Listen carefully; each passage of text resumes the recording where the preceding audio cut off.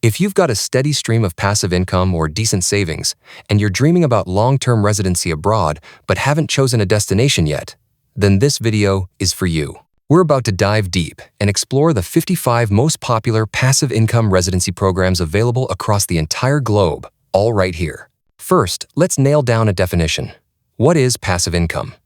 Simply put, passive income is stable revenue you receive without needing to work actively for it. Think of sources like pensions, annuities, bank deposits, rental income, or stock dividends. Globally, many countries offer what's called a Passive Income Residency Program, specifically for non-working foreigners who have these stable financial means.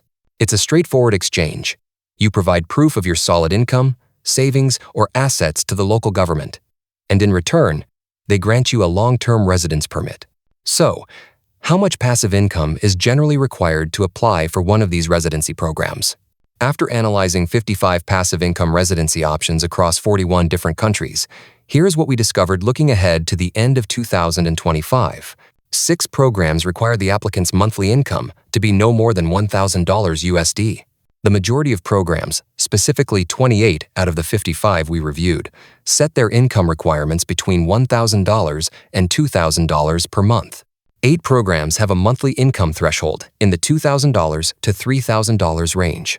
9 programs require a monthly income exceeding $3,000. 4 programs don't focus on ongoing income. Instead, they require you to demonstrate proof of substantial savings or assets. So, for 2025 and 2026, if you can simply prove a 4-figure income, you open up a wealth of visa options around the globe. Now, we've got to make one thing clear. All the income requirements we talk about here are just for a single person applying alone. If you're bringing your spouse or other immediate family along, the primary applicant's required income will typically jump up anywhere from 20% to as much as 100%. It's also crucial to understand a key restriction. The income we've been discussing usually must be purely passive or retirement-based.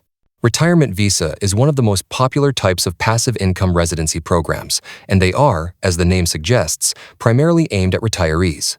Most retirement visa demand sufficient proof of retirement funds, and most general passive income visas strictly require proof of passive revenue. This strictness is exactly why so many of these programs have a high rejection rate. Take the Italian elective residency visa. It's notoriously difficult and has one of the highest rejection rates in Europe. The reason? It demands applicants prove around 31,000 euros in annual income, and here's the kicker. It must be 100% passive. You cannot include a single euro of earned or active income. However, there are some exceptions. Some retirement visas are actually quite flexible, allowing applicants to count passive income as part of their financial proof. What's even better is that 9 of these passive income residency programs have almost zero restrictions on where your money comes from. That means it doesn't matter if your income is active, from a salary or business, or purely passive. As long as you hit the income threshold, you can apply for these residency. Another major hurdle that raises the bar for many applicants is restrictions based on age. Lots of retirement visas set minimum age requirements, often demanding you be 50, 55, or even 65 before you can even submit an application. And then you have programs with hyper-specific requirements. The Irish Independent Means Visa, for instance, has no age limit, which is fantastic, but it's restricted only to retirees or those with a direct Irish connection. Think overseas relatives of residents or professors invited by universities. Another one. Luxembourg's residence permit for private reasons used to be a very popular path for financially independent folks. But as of May 2023, you now have to demonstrate a strong economic connection to Europe, whether that's through investments, employment, immediate family ties, or annuities. Later in this video, we'll also be discussing several critical factors that should influence your decision on which passive income visa is right for you, like the tax implications, for example. Out of the 41 countries we analyzed, 14 of them offer territorial taxation, meaning you generally don't have to pay tax on income earned outside that country. Some other countries sweeten the deal by not imposing property or inheritance taxes, or by offering various tax incentives specifically for new residents. This alone can save you thousands. Next up is the minimum stay requirement. Some countries are very strict, requiring visa holders to live there for 6 or even 8 months per year. But on the flip side, some countries allow you to hold the visa without ever stepping foot in the country. While a required minimum stay is fine for those planning to relocate, this specific rule often becomes the main deal breaker for anyone simply seeking a holiday spot or a backup residency. Another factor absolutely critical to some, irrelevant to others, is the path to permanent residency or citizenship. Can this passive income residency actually lead to a permanent residency or passport? 6 of the 41 countries we looked at can let you live there indefinitely, but offer virtually no route to PR or full citizenship. Conversely, 7 of the programs we found might grant you permanent residency immediately upon your first application. In the following part of this video, we will break down and compare the 55 most popular passive income programs using these 6 key criteria: income requirement, income source, applicant restrictions, tax benefits, minimum stay, and path to PR or citizenship. We'll try to find out which program is the absolute best fit for your situation.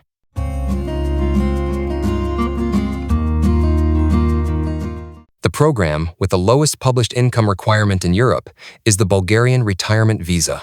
It asks for a monthly pension that's no less than the minimum monthly salary in Bulgaria, which is approximately $644 in 2025. But, and this is a big but, the bureaucratic process can be non-transparent and quite slow. The most reliable way to secure this visa in reality is often by purchasing a property in the country to prove your commitment and financial stability. We have referred to the term minimum wage. The income required for many passive income programs is actually pegged directly to a country's minimum wage. For example, Colombia's retirement visa requires 3 times the local minimum wage, and French VLST Visiteur's official requirement is an income no less than the French minimum wage standard. Moving beyond Bulgaria retirement visa, another strong contender in the low-cost tier is Albania's residence permit for pensioners. To qualify, your annual pension needs to be at least 1.2 million lek, which translates to about $10,000 to $13,000 per year. All right, let's move up just a notch into our next category, the $1,000 to $2,000 per month tier. Here, we have 3 more great European options, but each comes with a few things you need to watch out for. First up is Latvia's residence permit for pensioners. The income requirement is very attractive, sitting at around $1,100 per month. But here's the catch, and it's a big one. You must be 65 or older, and you must be able to enter Latvia visa-free, which unfortunately excludes many nationalities from even applying. Next, we have Portugal's D7 visa. Officially, the passive income requirement is incredibly low, only about €870 per month. However, you need to be very careful about the local consulate's interpretation. Depending heavily on your personal profile, many consulates are now requiring applicants to show a much higher, much more secure amount, usually landing somewhere between €2,500 and €3,500 per month to ensure approval. And finally, there's the France VLST Visiteur. As we touched on earlier, this income is tied to the local minimum wage, putting the official requirement around €1,398 to €1,430 per month. But just like Portugal, the consulates here often want to see a much higher, more convincing amount of funds, typically requiring you to prove between €2,500 and €3,500 per month. Now we enter the programs with higher or more complicated demands. The Cyprus Temporary Residency, popularly known as the Pink Slip. This requires a minimum annual income of €24,000. And on top of that, you have to deposit the equivalent of 1 full year's income as security in a local bank. Plus, you need to either purchase or long-term rent a property. For the Spanish non-lucrative visa, or NLV, the official income you need is currently around €2,400 per month. Now, here's a super flexible hack, and it's key to the NLV. Instead of proving that required monthly income over time, you can actually meet the entire financial requirement right away by showing a lump sum of savings that covers 2 full years of that required income. Luxembourg residence permit for private reasons requires €2,500 per month. But as we covered before, the real gatekeeper is proving a strong economic connection to Europe, such as investments, employment, immediate family, or a European-issued annuity. Finally, let's look at the highest hurdle passive income programs in Europe. Italian elective residence visa is the one we mentioned as having one of Europe's highest rejection rates. You must prove an annual passive income of at least €31,000, and every single cent must be 100% passive, no active income allowed. Greece's financially independent person visa demands around 3,500 euros per month in passive income.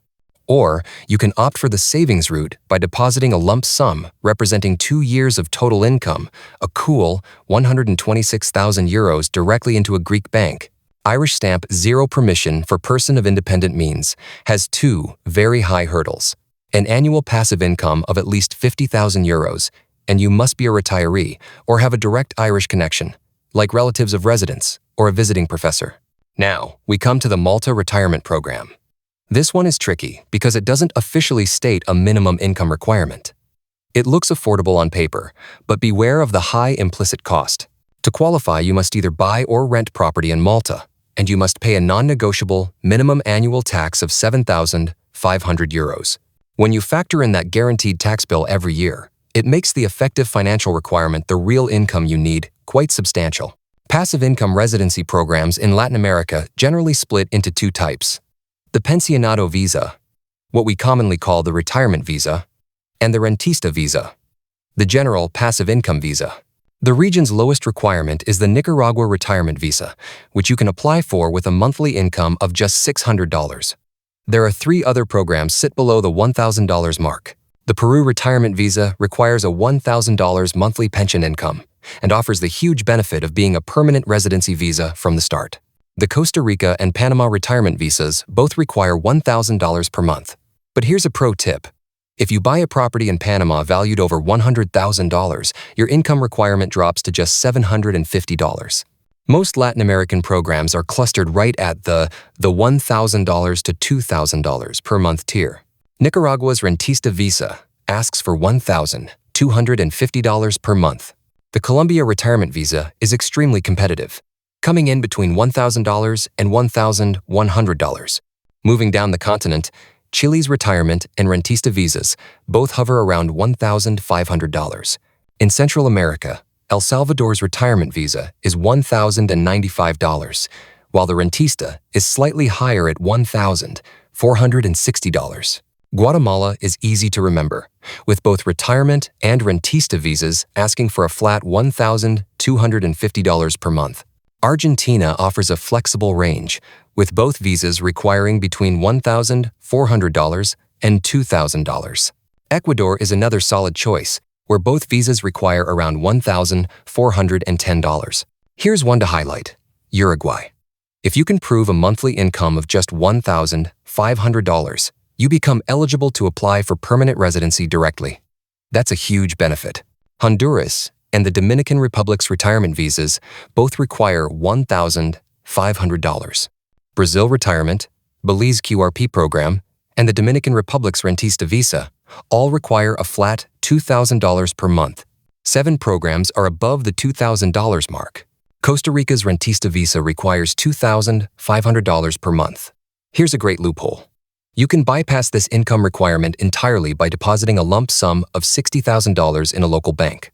The Honduras rentista visa is also around $2,500 monthly. Aruba has 2 highly priced programs.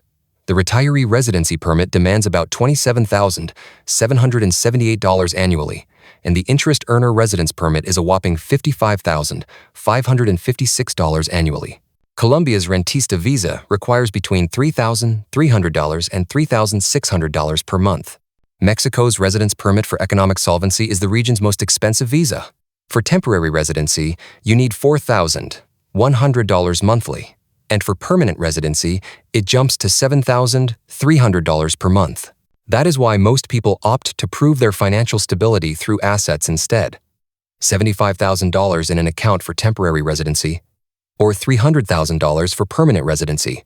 Outside of Europe and Latin America, the focus shifts, particularly in Asia, where programs often emphasize upfront savings and deposits over proof of monthly income. For instance, let's look at the Philippines Special Resident Retirees Visa, SRRV.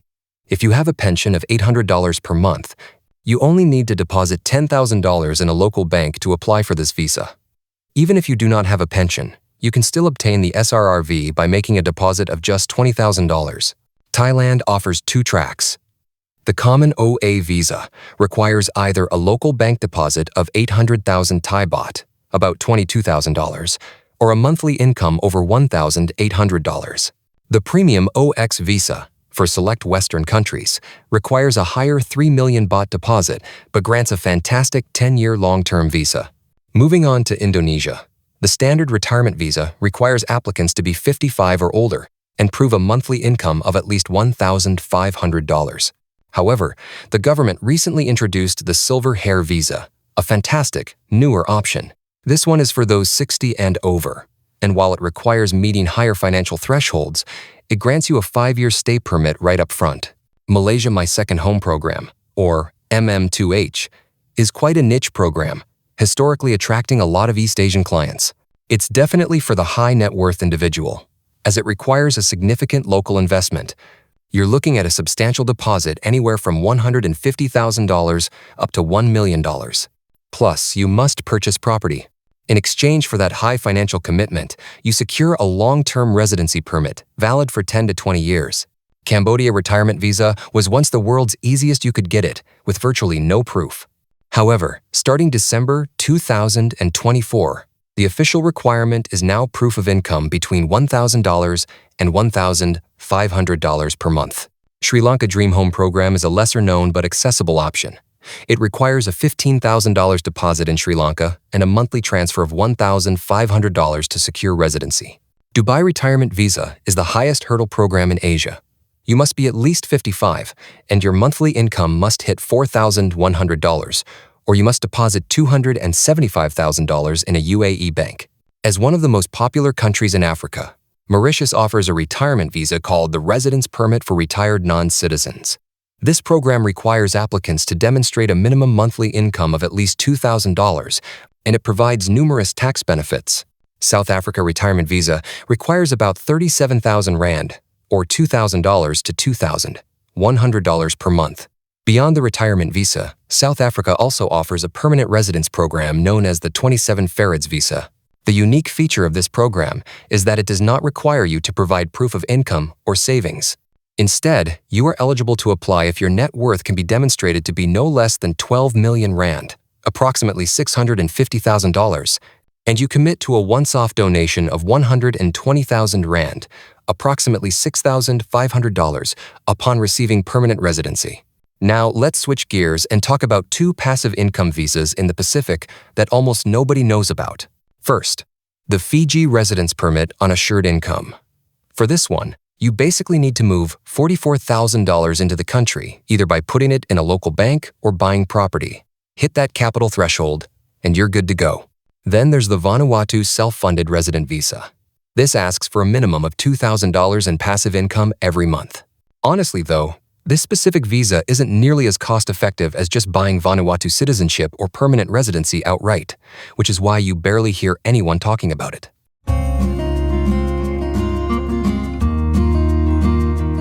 Most countries running a retirement visa program demand you provide a guaranteed, lifelong pension.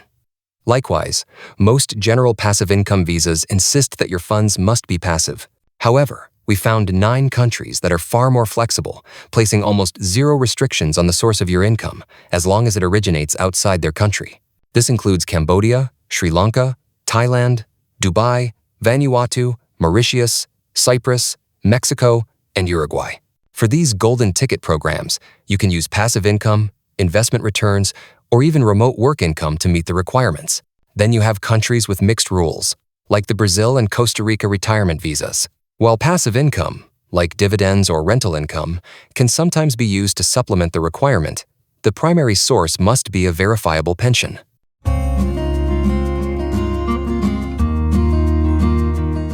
Another major factor that dictates eligibility is the applicant's background. Many retirement visas impose strict age requirements. You generally need to be 55 or older to apply for retirement visas in Indonesia, Sri Lanka, Aruba, Malta, and Dubai. Thailand and Mauritius are slightly more relaxed at 50 or older. Belize's QRP program has one of the lowest limits at just 40 years old. Some are higher, like Latvia, which requires you to be 65 or older. Argentina uses the traditional retirement ages, 60 for men and 55 for women.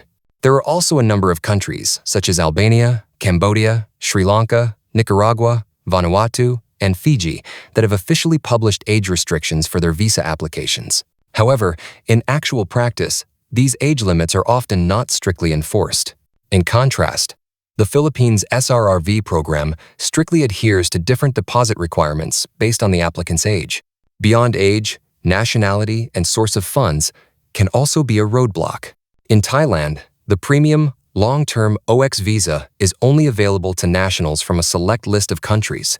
Belize's QRP program is restricted to citizens of Commonwealth countries, the US, the EU, South America, and certain Asia-Pacific countries like China, Japan, and Korea. For Aruba's retirement visa, you must prove your funds come from a bank system in a member country of the OECD, Mercosur, or the Caribbean Community. Latvia requires applicants for the retirement visa to be able to enter the country visa-free. Finally, we have the programs that demand pre-existing ties. The Irish Independent Means Visa has no age limit but is restricted to retirees or those with a direct Irish connection, such as relatives of Irish residents or visiting professors. And Luxembourg's residence permit for private reasons used to be a popular pathway for economically independent individuals from China, the United States, and Russia to gain entry into the country. However, starting the 12th of May 2023, applicants for this visa must now demonstrate strong economic ties to Europe.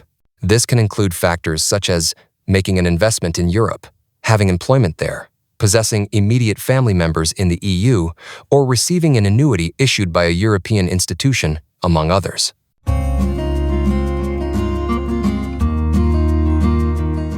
If you're looking to use a passive income program purely as a second residency, or maybe just for vacations, you need to be very careful because some countries are incredibly strict, while others offer extreme flexibility. Let's start with the most demanding requirements. 6 passive income residency programs flat out demand that you must reside in their country for more than half the year, that's 6 months or more. This list includes Peru Retirement Visa, Nicaragua Retirement and Rentista Visas, Greece FIP Visa, Spain Non-Lucrative Visa, Albania Retirement Visa, and the Latvia Retirement Visa. El Salvador's retirement visa demands you live there for 8 months or more every year to maintain status. Cyprus's pink slip requires the holder not to be absent for more than 3 consecutive months, 90 days, at any time. This effectively forces long-term residency.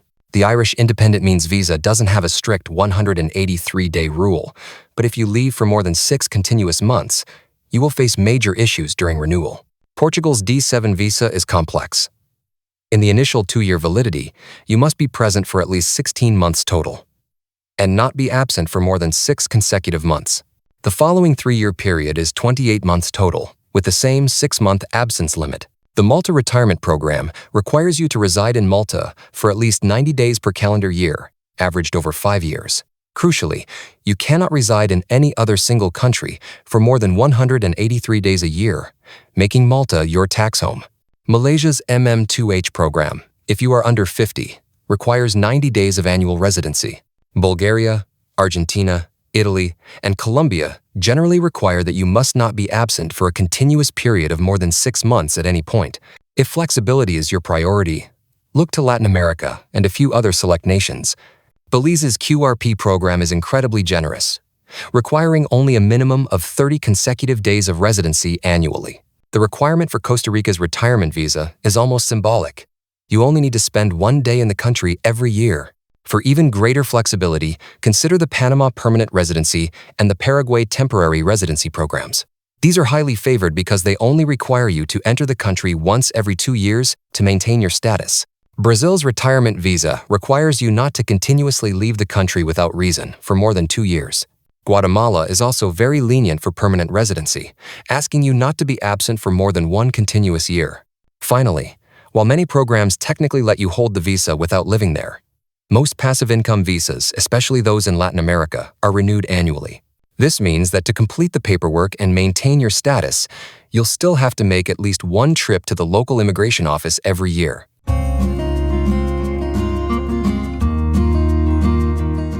If you're moving your tax base, you want the most favorable system possible. We can break all the passive income residency programs down into 3 main categories. Category 1. True tax havens and territorial systems. These countries generally follow a territorial tax system, meaning you only pay taxes on income sourced within the country. Your foreign pensions, dividends, and rental income earned outside the border are typically untouched. First, the true tax havens. Dubai, Mauritius, and Vanuatu are in a special league. If you become a tax resident here, they generally levy zero personal income tax, zero capital gains tax, and zero inheritance tax. The Pacific nations of Vanuatu and Fiji also operate territorial systems with no inheritance or wealth taxes. Across Latin America, Belize, El Salvador, Costa Rica, Guatemala, Nicaragua, the Dominican Republic, Honduras, Panama, Paraguay, and Uruguay generally offer this territorial benefit. El Salvador and Paraguay, for example, currently have no wealth tax, no inheritance tax, and no gift tax, making them incredibly attractive for foreign passive income. Category 2. Territorial tax systems with major perks. Several countries take the territorial concept and add huge, life-changing benefits. First, the Panama Retiree Residency. This is often called the gold card for a reason. Not only is your foreign income fully exempt from Panamanian tax, but the discounts are legendary. You get duty-free import of goods and a vehicle, plus massive nationwide discounts. We're talking 50% off entertainment, 25% off airline tickets, and 20% off medical consultations. It's an immediate quality of life upgrade. Then there's Ecuador. Foreign pensions and Social Security are generally exempt from income tax here too. And for residents 65 and over, the discounts are excellent. You get 50% off public transport, flights, and even utilities. That adds up fast. The Belize QRP program, Qualified Retired Persons, is a tax haven. Participants are exempt from all Belizean taxes on foreign income, and there is absolutely zero Belizean capital gains tax or inheritance tax. It's a clean slate for your global assets. Over in Peru, the rentista visa holders may be exempt from paying local income tax on pension income derived from personal work. And another real game changer is Chile's tax holiday. New non-Chilean residents are only taxed on their Chilean-sourced income for the first 3 years.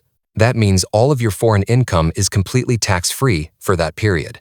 This amazing exemption can often be extended for an additional 3 years, giving you up to 6 full years of tax-free foreign income.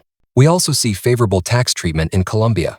Foreign pension income is treated very favorably and is exempt from local income tax up to a very high threshold.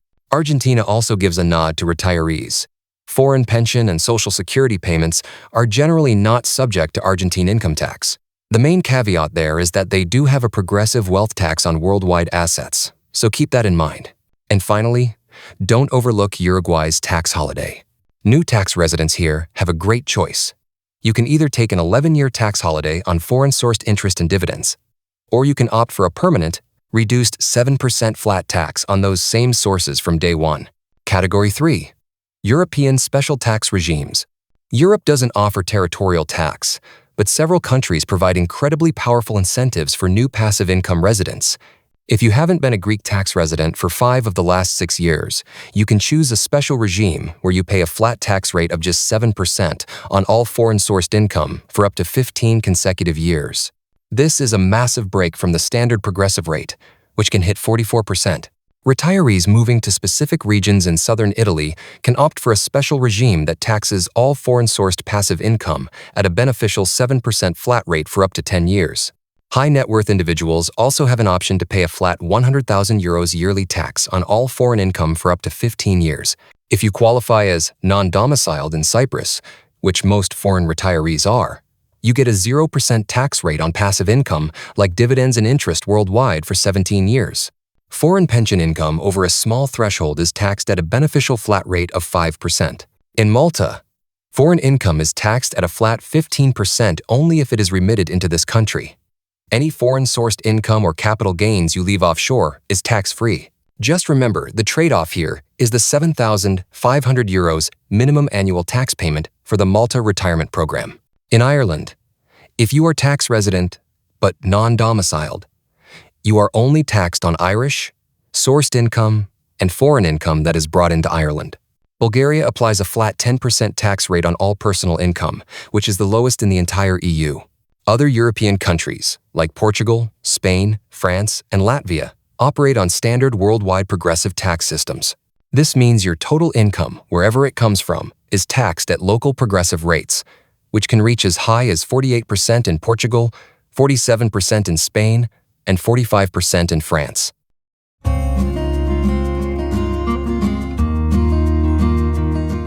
Another factor absolutely critical to some, irrelevant to others, is the path to permanent residency or citizenship. Can this passive income visa actually lead to a permanent residency or citizenship? For many popular programs, the answer is no. For most of the Asian options like Malaysia, the Philippines, Sri Lanka, Thailand, and Dubai, as well as Europe's Irish Independent Means visa, you can live there long-term, but the residency generally offers no path to permanent residency or citizenship. It's a dead end if your ultimate goal is a second passport. On a positive note, 7 countries offer the exceptional benefit of granting permanent residency immediately upon the first application. These include South Africa, the Dominican Republic, Guatemala, Mexico, Panama, Peru, and Uruguay. For all other programs, you'll need to follow a long-term timeline to citizenship. Some are incredibly fast. The Dominican Republic, Argentina, and Peru offer one of the world's fastest naturalization paths, allowing you to apply for citizenship after just 2 years of residency. On the flip side, some European and Latin American programs require a long-haul commitment. You'll need to reside in Italy, Spain, Vanuatu, Latvia, Colombia, and Bulgaria for a full 10 years before you can even apply for naturalization.